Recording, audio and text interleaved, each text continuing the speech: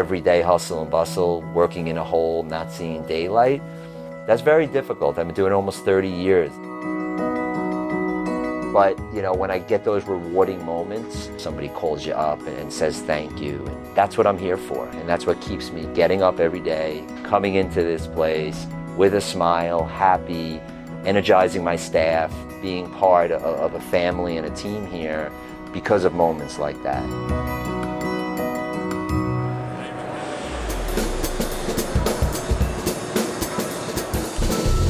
Finding us, very tricky. You have to find track number 38, the only real landmark that'll get you to us. We work in a hole in the wall, and it's amazing the kind of business that we've created out of that space. It's not a friendly space. We deal with leaks, we deal with temperature changes between heat and cold, and we keep it clean, but it's a huge challenge. And when we really got into watchmaking and started handling people's expensive watches, we realized that we had to do it a better way. So we evolved up into here, up into this beautiful space, and we have 8 technicians now doing nothing else but fixing watches. I remember always as a kid coming into the store. I used to love it because there were so many cool things to play with when you were a little kid. It was one of my favorite things to do was to go in, grab one of these watches, take it in the back, open it up, play around with the insides. And before I was ever really taught what to do or how to do it, I just kind of learned on my own.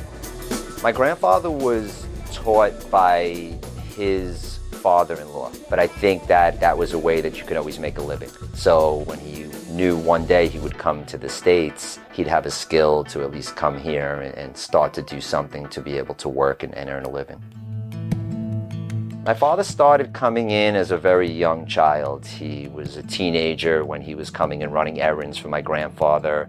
I know my dad went to law school for a couple of years and decided that wasn't for him either. He just started full-time working in the business and didn't end for 60 years for him. It's hard not to try your family business, not to see what it's all about. So shortly after college, I think one other job before I said, yeah, let me just come in. Let me see if it's something that I could, really embrace and want to follow the legacy of my grandfather and my dad. And that was the start of it all.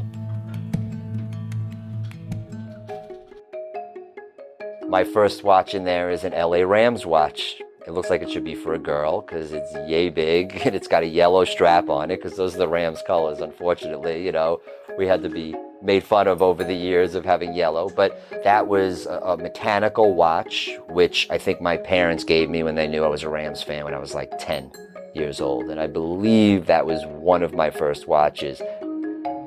Then I got a Superman watch after that, and it's also a mechanical watch. And as you see, I wear it on a nylon band that kind of matches all the coloring of the dial. But I was a huge Superman fan, so of course, why not give your son a Superman watch? So, those are the memories of getting those as gifts from my parents. Since then, I bought a lot of nice Rolexes because I really fell in love with that brand. And I fell in love with Submariner. So the first one that I bought myself, I was at a watch show and I saw this beautiful 5513 and it was stunning. The dial, the hands, they were perfect, matching color, original bezel insert. I really fell in love with this watch and I started talking to the guy selling it and it was his father's watch. And I think his father had passed and he was ready to sell the watch. And I ended up buying the watch for $1,400. At a show where there were dealers there, and it was sitting in the middle of this guy's case. And I don't know, we were well into an hour into the show, how somebody didn't swipe that watch up. It just was almost like fate. But that was one I always kept, and I kind of felt would probably go to one of my daughters one day. Since then, I've bought a couple of 1680s, which are the Submariners with the calendar, both from the 70s. One of them has the red writing on the Submariner. I think they both even have the original Rolex stickers on the backs of the watches.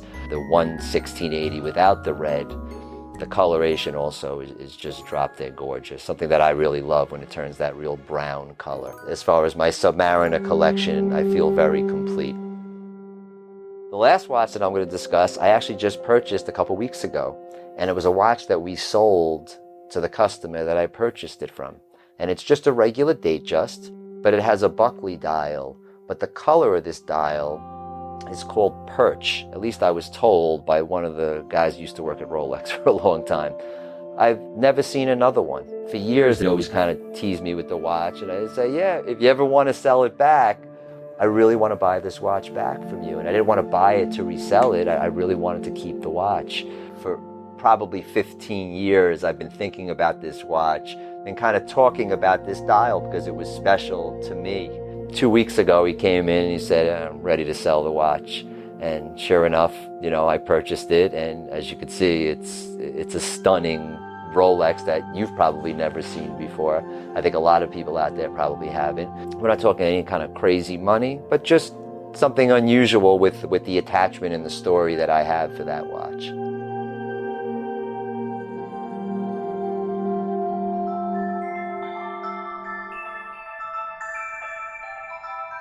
Working with 3 generations worth of customers. People tell me that are my age now and older, that I remember you as a kid in the store. I remember your grandfather. My grandfather I used to get daily, and what an unbelievable person he was, and your father, and so on and so forth.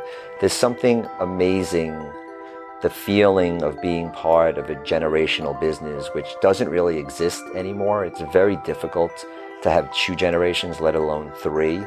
Giving back to the community. We had a woman who had an Omega, her father gave her, he passed away, she ran it over with her car. I think the pictures are on my website, with a picture of her father holding her up as a baby wearing the Omega watch. We fully restored the watch, so it was her watch that she remembered, her dad's watch that he had given to her, or when he passed, she took. And she cried. She came to the store to pick it up. And it's not the first time. It's happened many, many times that somebody's come in tears because we've restored something that they remembered looking a certain way but was so beaten and worn. You give it back to them working, and my God, you see, it's like you saved a life, but you saved the life of a watch.